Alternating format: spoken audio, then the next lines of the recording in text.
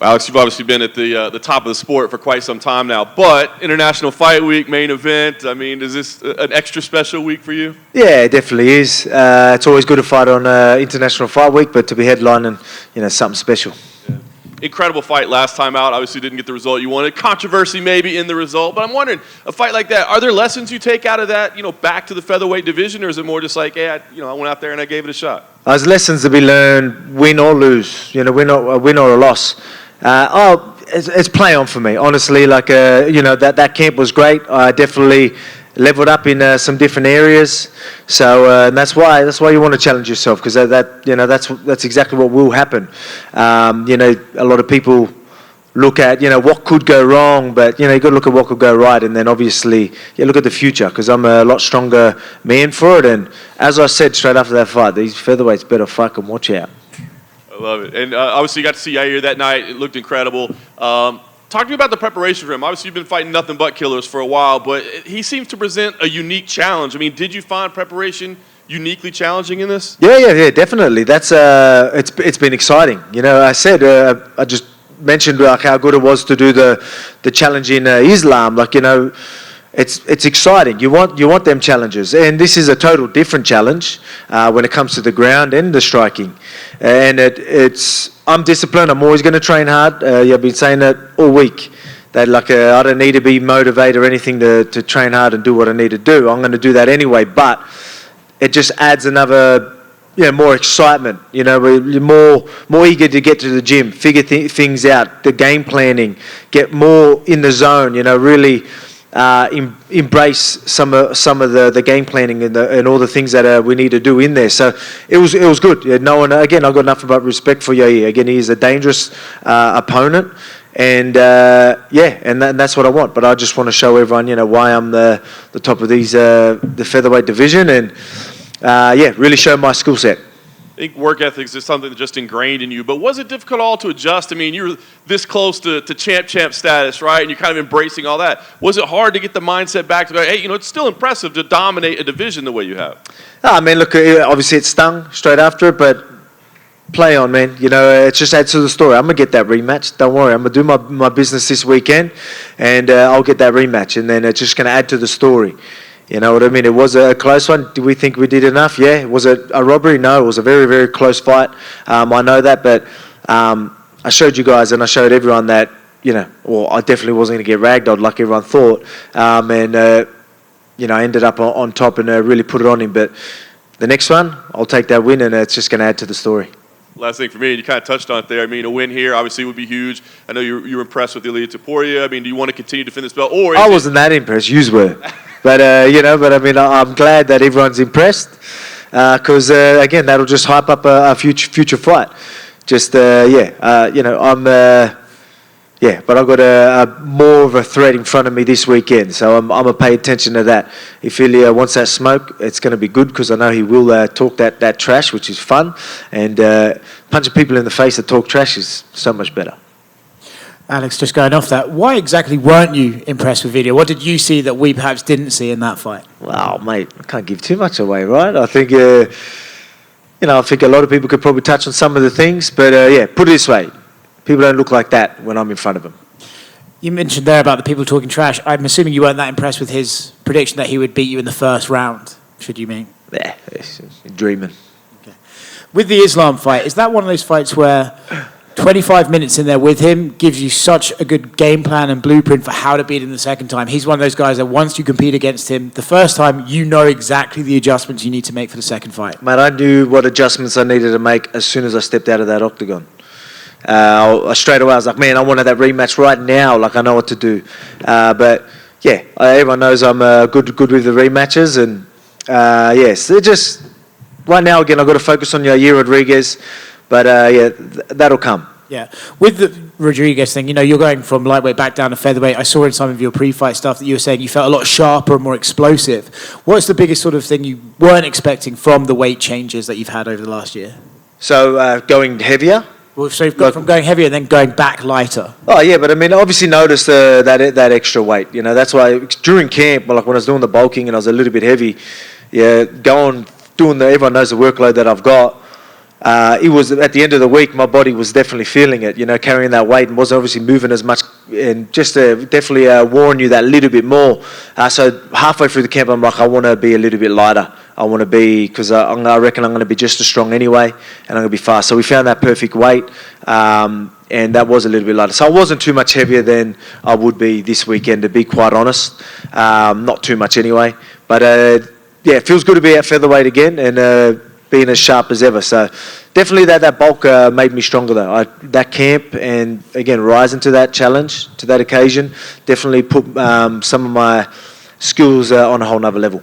In some of the footage you put on your YouTube channel ahead of this fight, I've seen some spinning kicks from you that we haven't necessarily seen a lot. Is part of you kind of like, oh, I'd love to knock out Yair, the spinning kick guy, with my own spinning kick? Mate, I do beat a lot of people at their own game, so you never know. As I've been saying, Taekwondo Volk is coming for fucking everyone.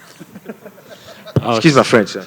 Right here. A lot of talk going into this card about like Robert Whittaker maybe making a quick turnaround for Sydney. Is there any interest on your behalf to do that? I know you said you want to be active, or is that maybe too much with like championship fights? Oh, I mean, it wouldn't be too much. There's a couple of hurdles there. Like obviously, making sure you got the right opponent, making sure there's no injuries and little things like that. But so Emma's my wife is due like 2 days before the Sydney card. So there's another little hurdle there.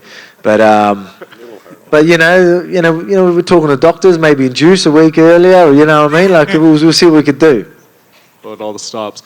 If we do get Islam and Charles again as the next lightweight title fight, do you expect that to go similar, or do you think maybe we get a different result this time? I expect that to go similar. And that's no disrespect. Well, I mean, obviously, Charles is very dangerous. He can always catch him, but I think Islam's style, he's patient. He doesn't take unnecessary risks. So you need to, put it to him in different ways than just hoping to land something, just one shot. I think so. And I'm not saying that's all how Charles fights. I just think, look, Islam's good. He's well rounded. You know what I mean? A lot of people are trying to say, oh, we found a chink in the arm, or he's like, I've figured the puzzle and all that. That's me. That's because I was in front of him. He is as good as you were saying, but I just told you that how good I am, and was going to show you that. But again, every time I talk about it, I'm just like, fuck, if only I got my hand raised, it's so much better conversation to have. But yeah, I see it being the same. So I'm the guy to take that belt. If Charles did win, would any of you be disappointed? Like, is going back to 155, is it about beating Islam or the belt? What's more important to you? Beating Islam. Mm-hmm. Alex, over here. You mentioned Charles Oliveira. What did you make of his performance against Beneil Dariush? He was counted out by a lot of people, and he went out there and made a statement. It was. I was surprised by how many people were counting him out. Again, look at who Charles has fought, the who's who, and he's so dangerous. You know what I mean? So I wasn't surprised. I know Dariush is very durable and well-rounded, but I mean, I just thought that matchup wasn't too bad for Charles. And he showed that. He showed again, he's a dangerous dude. So you got to be careful, and you got to approach him the right way. We were here about a year ago when you fought Max Holloway, and you talked about sort of being disrespected a bit by people calling, there's Max calling him the uncrowned champ and all that. And since then, you've had the fight with Islam, and I know it didn't go your way, but a lot of people felt like you put on a very good effort. How have things changed from the fan perspective? Because I feel like you gained even more fans from that performance against Islam. Yeah. It's obviously the stocks didn't lower after that one anyway. So that's why so many people, were obviously saying to me like, oh, you should be proud, like, oh, because I was surprised. You'd be surprised how many people, didn't think I'd be, thought that I'd probably get manhandled, like, you know what I mean, and didn't think I stood a chance. And there's probably people close to me that thought that. There was vibes I was getting, the whole way through the whole thing is like, almost why you're doing these vibes. So, so a lot of people didn't expect the fight to look like that, even people close to me. And, but yeah, that's why a lot of people, oh man, like you should be so proud. And they were, very, very happy with that. And obviously the fans as well.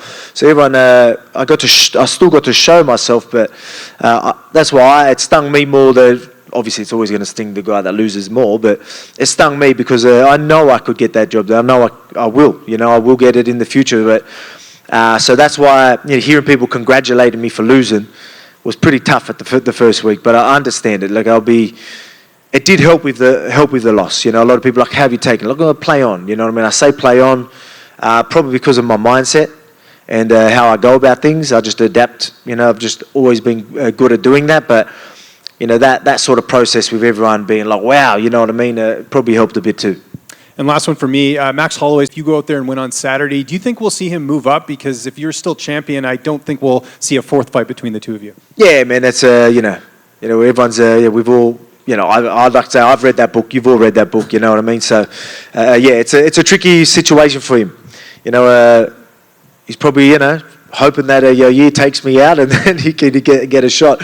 But, yeah, I don't plan on that happening. Alex over here, right here. Can I ask what this Band-Aid is on your face? You don't know Nelly? Nelly, you know what I mean? Is that a UFC champion? You know what I mean? Yeah, it is actually, you know what I mean? They go, nah, look, it was a little scratch and, you know, we don't want to get it infected so close to the fight. And so, yeah. Can I ask, because Yair's been in the UFC, like he was in the UFC before you. I think it looks cool too. You know, it doesn't look bad. They custom, you know, they custom made the Mexican belt or whatever it is, and they custom made some Band-Aids for me, you know?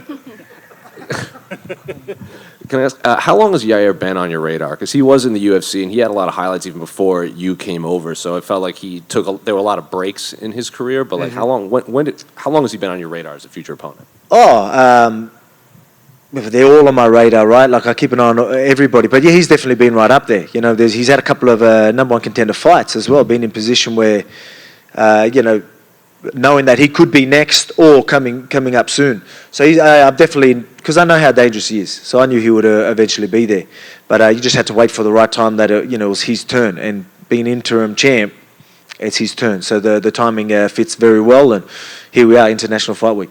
Do you pay attention at all to the top of the bantamweight division too? Because there's fighters like Aljamain Sterling that says like, well, look, if I beat Sean O'Malley, I'm going to go up, and that's another possible super fight for you. So do you pay attention to down there as much too? Oh yeah, for sure. Like I think if he goes out there and takes out Sean, like he's definitely paid his dues. How many times defenses would that be? 3 or 4. 4, yeah. Like yeah. So there you go. I think so. He's a big dude, but yeah, we'll just obviously he's got a tough fight ahead of him, but yeah, that's another possible fight. So yeah, there's plenty of options. And again, I want to be active, so cool, keep them rolling. Are the Nuggets going to be in attendance? Yeah, I think Jamal Murray's definitely going to be there. I don't know who else. So see, I'm a Nuggets guy. So yeah, it was good. The timing was perfect actually. So I ended up meeting him in August last year, and he got into the season. I was backing him, and they won. Perfect. And now he's going to be here International Fight Week to support me. So looking forward to it. And then last one for me, Saturday's going to be Robbie Lawler's last fight in the UFC. So I'm curious if you have any favorite memories or favorite fights from his career. Oh man, there's so many. So many.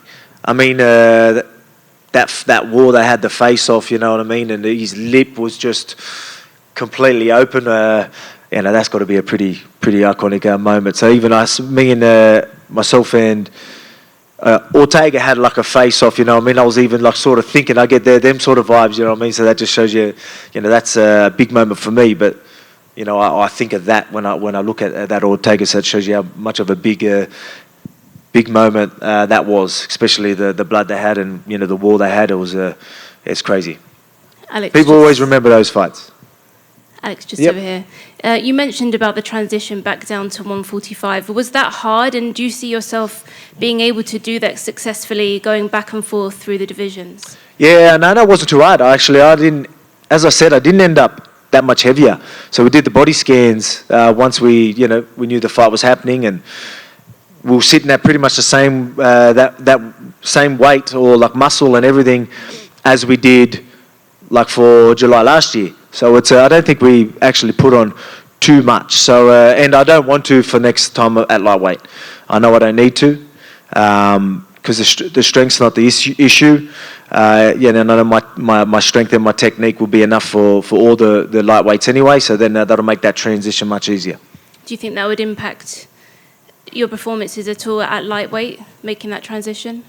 Nah, because I'm going to sit around pretty much the same weight. Mm-hmm. And you worked with Carl Van Roo in the run-up to this fight. How beneficial was that? Oh, yeah. I was lucky enough to have a couple of people in camp that Yair is very good at all ranges. Long range, obviously, you got the taekwondo, and then you got the short range, sort of unpredictable things that come from everywhere. So I was lucky enough to have Blood Diamond, who's if you ever watched his kickboxing highlights, go have a look at that, and you'll see a lot in Yair Rodriguez there. So that was great having him there, and obviously he's bigger. And then Carl Van Roon, that 11-time taekwondo world champion. You know, he's a specialist at what he does, and he does MMA. He understands the game. He did a lot of study and really committed to being a training partner for me, and he's, again, a lot bigger than me. So having guys like that to not just go through and work techniques with me, I was sparring these guys. So, you know, having a longer, rangier, 11-time world champion taekwondo guy spinning some crazy shit at you, that'll keep you on your toes. So, you know, I'll be on my toes ready for whatever comes come Saturday night. And when you look at Yair's style, what do you think you need to be aware of the most? And how do you see the fight itself playing out? Be aware of everything, because everything's coming from everywhere. But again, we all know that I make people fight my fight. There's other things that, you know, everyone looks a certain way till I'm in front of them.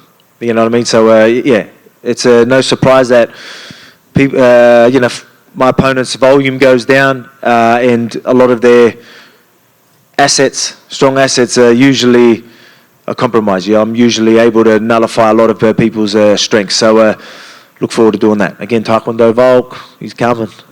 Thank you. So you've mentioned before that you considered Conor McGregor a dream matchup of yours, as he's the only UFC featherweight champion you haven't faced. Anything can happen, obviously, but is where am I looking? On the roster? Sorry. I'm right here. Oh. Way back here. Oh, yeah. Oh, at the back there. Sorry, mate. Yeah, there you go. Did you get that first part? Or? Yep. Okay, so anything can happen, obviously, but is there any other fighter on the current roster within the featherweights or lightweights that you would love to face, or even a past fighter that you would have loved to share the cage with? Oh, yeah, there's plenty, but there's a lot of fun fights at lightweight. You know what I mean? So you never know whether the BMF is going as well. Maybe BMF. You know, we'll go what? Get free belts. You know what I mean? Get a BMF. Get an actual champ that. I know. I think that'd be cool. You know, get some credibility on that BMF belt. Having a champ that goes in there and takes it as well. So I think that's another option. There you go. I mean, they're great fights as well. So there's a reason why they're getting it. You know, they're exciting, big names. So yeah, there's a lot of exciting fights. But I mean, these are fights that can definitely happen in the near future. Awesome. And you were talking about your teammates, but you got to watch one of them, Craig Jones, compete on the Fight Pass Invitational. How special was that to see him compete and win, even walk out to your song as well? Yeah, that was cool. I didn't expect that. I didn't know he was going to walk out to the song. But yeah, good. You know, he didn't. He faced a legend of the sport who's no joke, and to go out there and take the win was awesome. Beautiful way to start the week. You know, our little trip here to Vegas, and I'll end it with another big win, and then we can properly celebrate afterwards. And last one for me. At XS, everyone's invited. I see that prime bottle next to you. Oh yeah. Congratulations on the deal. How did that deal come together? Yeah, just obviously it's a big deal, massive opportunity. And just got talking to Logan, met him a couple of times, and yeah, that's how it started. Hey, Alex. And we're in our prime, right? So, perfect fit. Backlog here. Yep. Quick question for you. You know, as big of a betting favorite as it really comes in terms of a champion fighting a number one contender, let alone an interim champion, you know, how does it feel to get this much respect from the odds makers? Yeah, it's I think it's well deserved. You know what I mean? That's no disrespect to Yair. I think that's just all because of what I've done, and you know, and again, I always say people can be a safe bet. You know, when you've got the guy that's got the heart, resilience, durability, you know, fight IQ, and you know, all the right stuff. You know what I mean? It makes it very hard for people to take him out. So it's good to see that finally people are really taking note to that. But the beautiful thing about it is, no matter how much of a favourite I am, the mindset that I have, I look at him as a big friend. As I've said, pretty much the whole camp, he's probably the most dangerous guy that's been put in front of me. So I can completely zone out everyone's thoughts on how they think this fight's going to go, because I see these problems, I see these challenges, and that helps me really prepare, and that's why you'll never see me underdone every time I step in that octagon. Awesome. And then last question for you. You know, in Las Vegas, anything you particularly enjoy about Las Vegas? Everything. I enjoy everything. I mean, I was asked, you know, what I love about it and what I hate about it. I love and hate both of them. Right now, while I'm cutting weight, not being able to eat and really, really enjoy Vegas, I hate it. But then straight after the fight, I'm going to love it. Alex, you mentioned earlier Yair's custom belt that he had up there. You know, the interim belt itself rubs a lot of fans the wrong way, but he's sitting up there with an interim belt and the custom belt both in front of you. What do you think about that? Like, do you think that's maybe disrespectful at all in a way? For a second, I seen a bit of red on that. I was like, wait a second, is this the Mexican one? No, sorry, do I feel disrespected? Yeah, that he's sitting up there with 2 titles and neither of them are the undisputed one. I don't care. You know what I mean? I know I'm the champ. Everyone in here knows I'm the champ. The world knows I'm the champ. So it doesn't faze me one bit. As I said, and that's no disrespect to Yair Rodriguez, but, mate, make the most of it. Enjoy it while it lasts, because I plan on winning this weekend. And just last thing, what did you and Mel Gibson talk about? No, man, just, you know, he's obviously a fan of the sport. You know, you see him at a lot of events. He's been at a couple of my events. And just said that he loves seeing someone that's, you know, I think his words were excellent at their craft. Something like that, just sort of stuff like that. And obviously I've said I was a big fan, and it's cool to have Braveheart saying shit like that to you. Hey, Alex.